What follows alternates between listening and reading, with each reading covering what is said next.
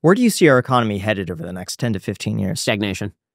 I think stagnation is upon us. And I think that the possibility of I've been less worried about inflation in the long term than stagnation. We're spending too much money. We are overregulated. The sort of innovative capacity. I know there are a lot of people putting a lot of hopes in AI, and maybe that hope is justified in terms of radical increases in productivity. Although they haven't really been able to make the connection between AI and kind of general use productivity yet. It's very early, so we'll see how that applies to the vast majority of industries. Hopefully, it'll lead to a real productivity increase. But absent, that sort of world-changing technology, it seems to me that we have not geared our economy for success. That we've overregulated it. That we've provided enormous amounts of benefits to people that I think are disincentives to innovate. We're still the best bet on the block, but I think the entire global economy is in for a world of hurt. We've taken out way too much debt, all of us. What about housing affordability?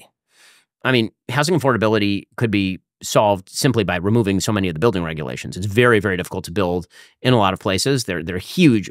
To get a new house built in California is really, really difficult. Not as difficult as it is in some other countries, but it's very rough. If you create major barriers to entry for creating more housing stock, it's going to be very difficult to bring down the price. And the other thing is that, one of the things that really hasn't happened yet, but I think it's going to, is the move away from cities. I know there's a lot of talk about this during COVID. I think that if you want a cheaper house, you're going to, people want a cheaper house where they currently live. And that's not how the market works. The price of your house is what the price of your house is, because you're competing with other people to buy that house. If you would like a cheaper house, you might have to think about not living where you live. And that's a hard thing for people. But one of the weirdest things about kind of the American experiment right now is that if you look at the history of Americans moving for jobs, fewer Americans right now are moving for jobs than any time in modern American history, which is super weird. It's actually way easier to move now than it was when your grandpappy's grandpappy had to get on a covered wagon and cross Native American territory and sit by a river and wait for bad shit to happen to him. Like now, if you want to move, it actually is quite doable. So if you want to move for a job, you can. I understand why people want to stay put. I understand you got family nearby and all of that sort of stuff. These are real considerations. But I think that there has set into a lot of the American mind this idea that it's owed to me. I get to live where I want and the price is going to be low. I get to live where I want and take the job that I want and get the pay that I want. It's like you don't get to dictate to the world what the conditions are. The conditions are what the conditions are. And so if you want to alleviate you had a housing stock problem back in major cities in the mid-19th century. People did. They got on wagons. They went across a mountain and built a hut in the middle of nowhere. This is the way, typically the way that housing stock problems get solved is you go to a place where the housing is cheaper, more affordable. You can build it yourself.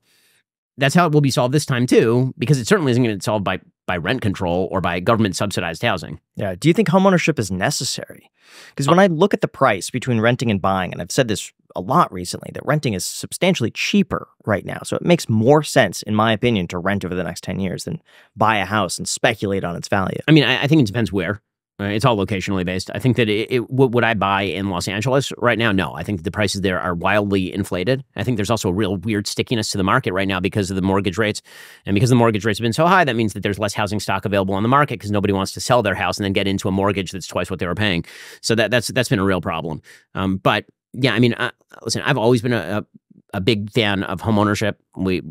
Since I got married, we've never rented. I always bought because I just felt like I was flushing my money down the toilet. But that's because the math worked. If the math doesn't work, the math doesn't work. And so you have to make the best decision. If you'd rather take the money that you're saving on rent and put it in the stock market, then go for it. That might pencil out for you better. Historically speaking, depending on the market, it may pencil out better to buy your house than to rent your house. It depends how risk-seeking or risk-averse you are, right? I tend to be relatively risk-averse about my investments, and so I like real estate as a risk-averse investment, meaning it's never going to be worth zero. Whatever my house is worth now, if I hold on to it for long enough, it will be worth more than I'm paying for the house right now. Again, that's a pretty risk-averse way of viewing housing. And I think for some people, that's probably the right way to view it. Another interesting idea that I wasn't exposed to before, like 4 or 5 months ago, is that the average square footage of new developments has just been steadily increasing over the past 40 or so years. And people are getting in places that are 23, 26, 2,700 square feet, which is a very large home. Whereas back in the day, people were more used to the 1,200 square feet to the 1,500. You said you grew 100%. Up in 1,100. And obviously it wasn't super comfortable, but it still worked. And it was conducive to a fine, I remember, so my parents, when I was 11, moved into a 2,400 square foot house. And I was like, this place is a palace. This place is enormous. Yeah. And now we live in a place that's like 3 times that Now size. a lot of and developments are like 3,000 square feet and stuff like that. Well, yeah, I mean, because if you're, because again, upward mobility means that people want nicer stuff all the time, and they want more space, and they want higher ceilings, for example. And if you walk into a house that's built in the 50s now, most people, you walk into a house that's built in the 50s, you're like, this place is cramped. Well, are people 3 feet tall? Like, what's the deal? And, you know, that's because the market tends to push the limits of what's available and what's possible. I think it'd be interesting if there were more tax incentives for developers to create smaller square footage houses, because it's more profitable right now for them to make the bigger houses. Like the it's also McMansions and land stuff like that. prices are so expensive that they have to build bigger to get that ROI on square footage. Mm. And then if they get incentives, it's the taxpayer that's then still paying for it. The money's got to come from somewhere. Yeah. So either way, the money's got to. I mean, there's a very good free market reason why they're building bigger houses. And if somebody wants to try and make a bundle off of making small single-family homes, again, I think part of the problem is that the places where people want small single-family homes are likely to be in major cities where those are way more expensive. And if you take that same price and then you apply it to like rural Texas, you can have yourself a giant ranch. So